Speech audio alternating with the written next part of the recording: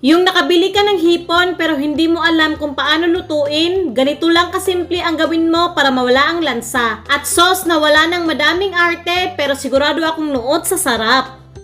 Grabe, ang sarap. Nakabili ako ng malalaking hipon. Tanggalan ko lang to ng mga anik-anik. Ayan, nalinisan ko na. At na-devein ko na rin, oh. Diyan lang muna. Mag-prepare na tayo ng kawali. Sa mga sensitive sa seafood, ito yung mabilis gawin para matanggal yung langsa. Soda, pwede ka gumamit ng Sprite.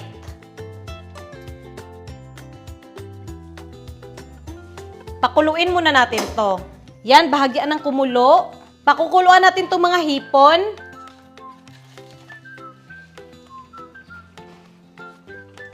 Huwag hayaang mag-overcook, dapat baliktarin na. Pag ganyan na yung itsura, okay na, pwede na hanguin. Ganito guys, hindi to luto kasi lulutuin pa natin to kasama yung sauce mamaya. Tapos itong pinakuluan, tapon na natin kasi tingnan nyo naman, madumi. Gagawa na tayo ng sauce, yung mabilis at wala na masyadong arte. Konting oil. Painitin ng kawali. Isang buong bawang, wala nang hiwa-hiwa, char. At lagyan mo ng konting sili kung gusto mo may sipa. Sipa ba? Char. Ang sili is optional lang ha. Halang kay Zay.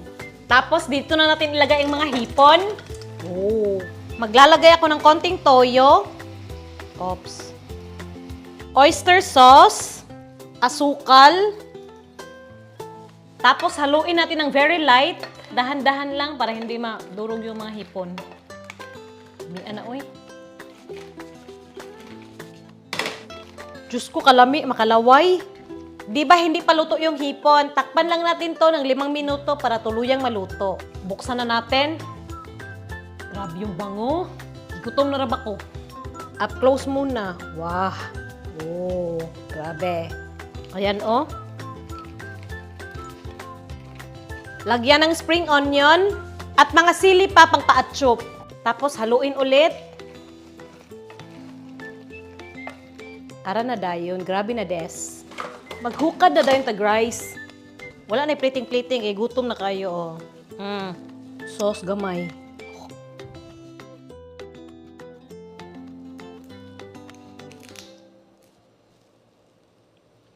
Ha.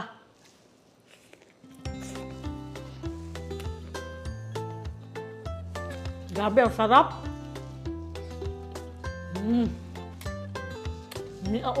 Yung ulo, ganyan, oh. Oh.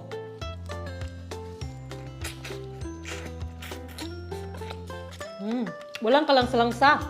Kain, guys.